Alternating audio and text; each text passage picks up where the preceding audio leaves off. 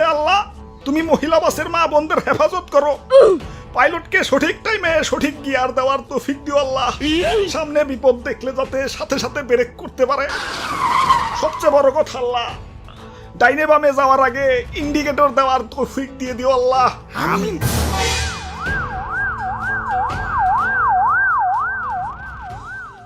সকিনা, ও সকিনা, সাবধানে যাইও। নাই নাই জায়গা মতো খারিয়া থাকো। আমি দেখি অন্য বাসে আইতাছি। হালার কি দিনকাল পড়লো, বউয়ের সাথে একসাথে জার্নি করবো, তা বাসের কন্ট্রাক্টর আপায় আমারে নিলই না। আমারে দেখে কি লুচ্চা মনে হয়? আরে আমার সাথে তো বউ আছে, লুচ্চামি করার আগে বউই তো আমারে পিটিয়া মাইরা ফেলাইবো। তোমাকে তো উল্টা আমার আরো বাঁচান লাগবো না। আমারে নিবা না, চিনলা না আমারে। যাই তাড়াতাড়ি অন্য বাসে যাই গে, দেরি করলে আবার বউরে হারিয়ে ফেলাম। হে আসেন ভাই আসেন, তাড়াতাড়ি উঠেন, দেরি করেন না, দেরি করেন না। আরে কিসের আসেন আসেন, কই যামু জিগাইবা না? আমরা তো জিগিয়া জিগিয়া যাত্রী উঠাই না, আমরা তো হে বাস না, আমরা হইলাম ট্রেনের পিছনের বগি। আগের বগি জেনে যাইবো, আমরাও হেনে যাবো। কি আবুল তাবুল কইতাছ? পিছনের বগি কিছুই তো বুঝতাছি না। ওরে বাপুরে, ইয়া মহিলা বাসে তো শুধু মহিলারা যায়। এখন মহিলা গো বাপ ভাই জামাই বয়ফ্রেন্ড, হেরা কি করব? অন্য বাসে গেলে তো হেরা আউরা বাস, হেরা যাইব হেগো মতো। ধরো অনেকে তো বইয়ের হটস্পট দিয়ে নেট চালায়। এখন আলাদা আলাদা বাসে গেলে দূরত্বের কারণে তো কানেকশন কাইতে যাইব। তাই আমরা একটা নতুন সার্ভিস চালু করছি, ইয়া মহিলা বাসের পিছু সার্ভিস। আমরা এক্স্যাক্টলি মহিলা বাসের পিছন পিছন যাই, যাতে তোমার পুকি সবসময় তোমার চোখের সামনে থাকে আর ওয়াইফাই কানেকশনও না কাটে। আইডিয়াটা সুন্দর না কন? হা হা, চালু চালু, ওয়াইফাই এর কানেকশন কেটে গেল।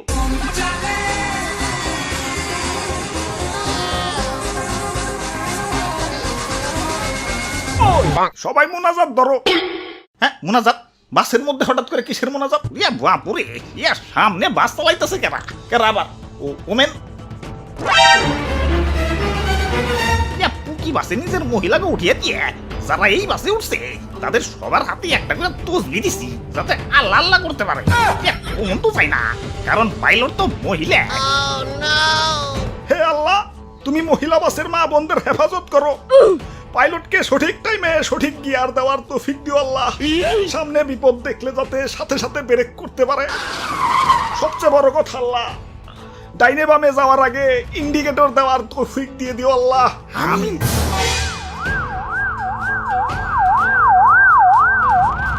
আরে অ্যাম্বুলেন্স, কোনো দুর্ঘটনা ঘটছে নাকি?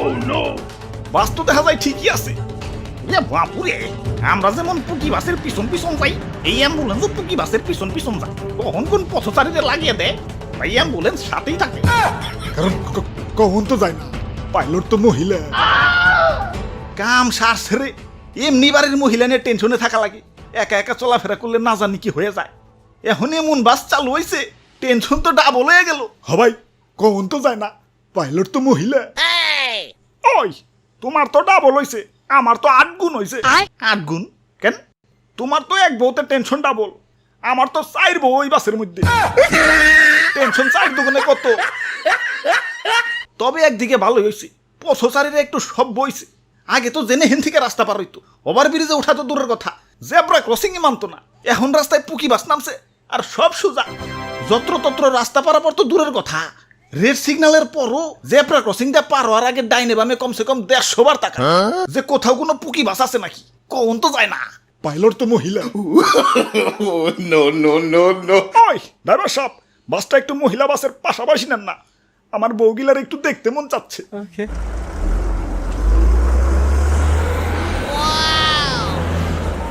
আরে বাসে ওটা কি চলবার লাগছে?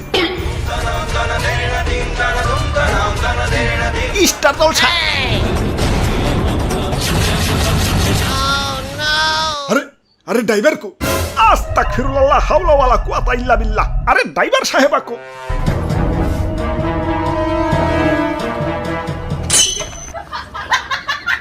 আরে ডিস্টার্ব করো না, দেখো না আমার পছন্দের সিরিয়াল চালু হইছে।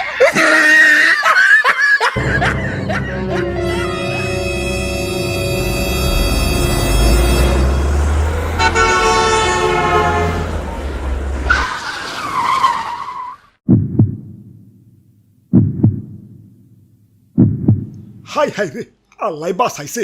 হবাই, কোম্পানি আমারে অটো ব্রেক সিস্টেম চালু করে দিছে, কারণ গাড়ির কোম্পানিও বসছে। কখন তো যায় না, পাইলট তো মহিলা